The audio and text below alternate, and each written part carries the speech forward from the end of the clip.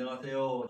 김종택이라고 하고요. 노인 관련한 박사학위 논문을 쓰고 우리나라의 노인 장기요양보험이 도입될 때 노인 장기요양보험과 관련되는 연구를 오랫동안 했습니다. 제가 2007년도부터 7년 동안 한국요양보호사협회 회장을 했습니다. 그 유형은 어떤 것이라고 생각하세요? 노인학대 유형은 신체학대, 정서학대, 성적학대, 그 다음에 착취, 방임, 자기방임, 유기 이렇게 나누고 있어요.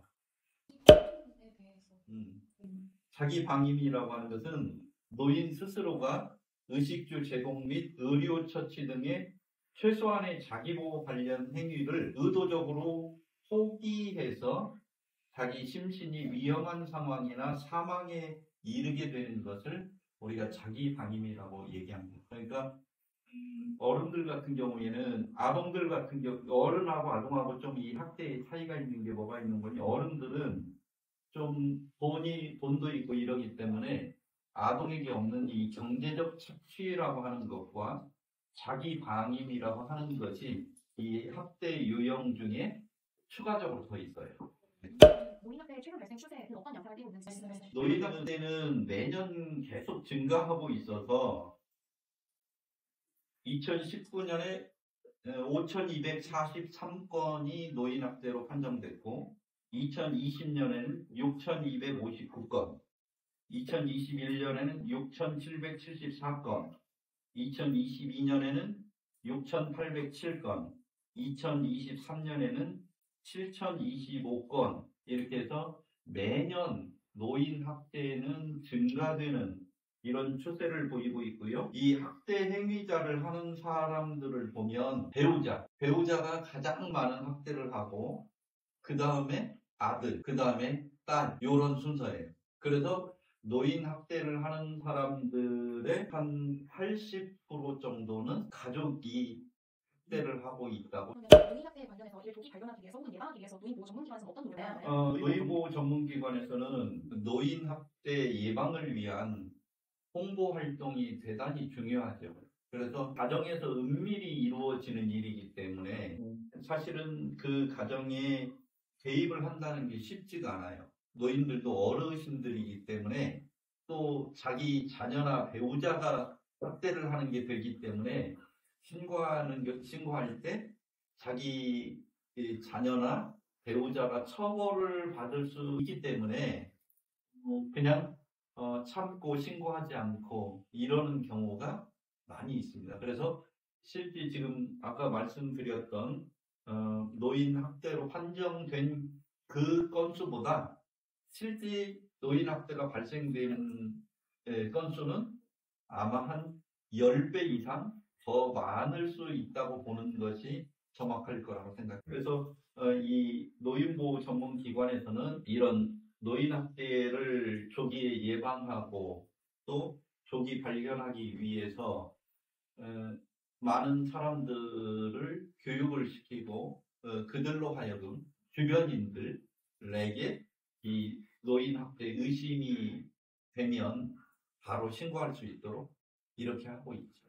그리고 노인들에게도 학대라고 하는 것은 이것은 범죄 행위이기 때문에 그저 당하고만 있지 말고 다른 보호할 수 있는 그런 시설도 있고 노인 학대로부터 좀 안전한 곳으로 이렇게 대피하거나 보호할 수 있는 이런 방법들이 있는 것을 알려드리는 것 이것이 되게 중요해서 그런 교육들, 홍보, 캠페인 뭐 이런 활동들을 많이 하고 있고 또 노인 학대를 신고할 수 있는 신고 의무자들을 확대해서 그 사람들로 하여금 학대 신고를 할 수 있도록 이렇게 하고 있는 거죠. 네. 그러면 실제 상황이나 신고 접수 사례에서 피해 노인들의 공통적인 어려움이나 아니면 그런 공통적 양상을 띠고 있는 두드러지는 특징이 있었나요? 학대의 그 공통적인 어려움이라고 하는 것은 이게 한두 가지 요인이 아니고 일단 대부분 노인 학대가 가정 속에서 발생하는 것은 그 노인 인구 사회학적인 특성 요인들이 있는데 남성보다는 여성 노인에게 더 많이 발생해요. 그리고 학력 수준이 높은 사람보다는 낮은 사람에게 더 많이 발생하고 연령이 또 높을수록 더 많이 발생하는 그런 인구 사회학적인 특성이 있고요. 또 노인의 건강이 좋지 않은 경우, 우리 김병의 효자 없다 뭐 이런 얘기도 있잖아요. 그러니까 어르신이 이렇게 장기간 질병에 시달릴 경우에 노인 학대가 발생될 그런 확률이 아주 높죠. 그리고 또 노인들이 이렇게 자율적이고 자립적인 생활을 하실 수 있으면 괜찮은데 자식에게 이렇게 되게 많이 의존돼 있는 경우, 이런 경우에도 학대들이 많이 발생되는 그런 경우들이 있습니다. 그리고 또 노인들이 사회관계망 요인이라는 게 있는데 집에만 그냥 계속 혼자 있거나 다른 사람들하고 이렇게 관계가 단절되어 있는 경우, 이런 경우에 노인 학대가 많이 발생될 수 있는 그런 요인이. 또 사회 문화적인 요인으로 예전에는 우리가 이렇게 노인 공경이라든지 효라든지 이런 것들이 이제 많이 그 일반인들의 의식 속에 이렇게 자리 잡고 있었지만 요즘은 이제 막 핵가족화 되고 1인 가구 막 이렇게 되어지고 이러면서 이 자기 부모라든지 어르신들에 대한 관심이 좀 적어지잖아요. 소홀해지고. 이러다 보니까 이런 노인 학대가 많이 발생되는 이런 공통점들이 있지 않는가, 이런 생각이 듭니다. 그러면 일반 시민이나 이웃 가족이 노인 학대를 의심할 수 있는 그런 신호라든지 아니면 대처 요령이 있을까요? 대체적으로 정서적인 우울이나 불안 이런 것들을 많이 보일 수 있죠. 그러니까 노인뿐만 아니라 여성들도 마찬가지고 아동도 마찬가지고 이제 학대를 받으면 자기 가족이기 때문에 일단은 남에게 이야기하기를 되게 꺼리는 경우가 많이 있죠. 대체적으로. 그렇지만 그것이 이렇게 즐겁고 유쾌한 일이 아니잖아요. 그러니까 되게 우울하고 불안하지만 그것을 외부에 표출할 수 없기 때문에 말이 많이 줄어든다든지 다른 사람들하고의 이렇게 만남을 회피한다든지 그리고 그 뭐랄까 즐겁게 어디 이렇게 모임이나 이런 데 잘 참석했었던 그런 분들도 그냥 나 그냥 몸 안 좋아서 안 나갈래 뭐 이런 식으로 하고 다른 핑계를 대고 이제 참여를 잘 안 하고 사회관계를 조금씩 이렇게 더 멀리하게 되는 그런 일들이 생기게 되는 거죠. 그러니까 이런 일들이 벌어지면 어르신이 괜찮았는데 우울한 모습을 지속적으로 보인다든지 뭔가 안절부절 못하고 되게 불안한 모습이 있다든지 좀 이웃하고의 어떤 의사소통이나 관계나 이런 것들을 좀 회피한다든지 이런 것들을 보면은 우리가 노인 학대를 좀 의심해 볼 수 있는 노인 학대의 신호가 아닌가 이런 생각을 합니다. 이럴 때는 이제 주변에 있는 사람들이 좀 더 관심을 가지고 이제 어르신들을 살펴보는 게 필요할 것 같아요. 주변 사람들의 관심. 이 학대라고 하는 것은 그 학대를 당하는 그 사람의 주변에 있는 사람들이 되게 중요하거든요. 그러니까 이 주변 사람들이 그런 어려움이 있을 때 스스로 신고하거나 어려움을 토로하지 못할 때 주변 사람들이 그런 도움을 좀 줄 수 있으면 훨씬 이 노인들이 학대로부터 어려움을 덜 당하게 됩니다. 그러면 노인 학대 관련 법률이나 정책 중에서 가장 효과적이라고 생각하시는 부분과 가장 유리하다고 노인 학대 관련해서 노인보호 전문기관이 전국에 지금 한 40개가 안 되는 노인보호 전문기관이 있거든요. 근데 노인 인구가 되게 많잖아요. 노인보호 전문기관이 대폭 확충되어야 된다. 그래서 이분들이 그 노인 학대가 발생되는지 여부를 모니터링도 하고 인식 개선 활동도 하고 노인 학대가 발생되었을 때 그 발생된 분들을 돕기도 하고 이러는 일들이 원활하게 잘 될 수 있도록 이런 노인보호 전문기관이 좀 더 많아졌으면 좋겠다고 하는 그런 부분들이 좀 가장 아쉬운 부분이라고 생각을 하고요.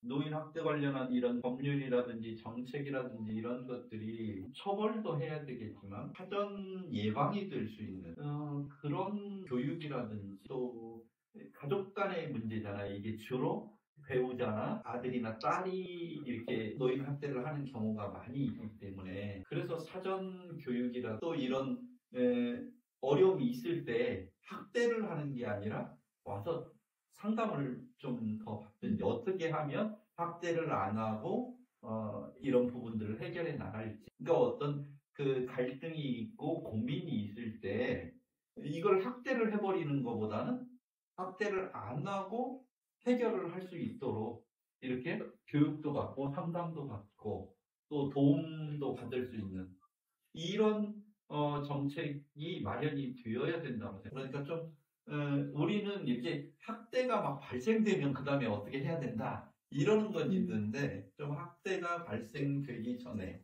발생하지 않도록 가족관계가 이렇게 깨지지 않도록 하는 그런 쪽의 대책들 이런 것들이 훨씬 더 많았으면 그러니까 우리도 그러니까 복지도 이렇게 사후에 어떤 일이 발생되었을 때 그것을 수습하는 이런 쪽의 대책보다는 좀 덜 발생될 수 있도록 할 수 있는 그런 정책 방법 이런 것들을 마련하는 게 더 좋은 방법이고 더 좋은 정책일 것 같다 그런 생각이. 서포터스로서 노인 학대 예방에 기여를 할 수 있는 저는 우리 그 대학생들이 노인들에게 관심이 있으면 좋겠어요.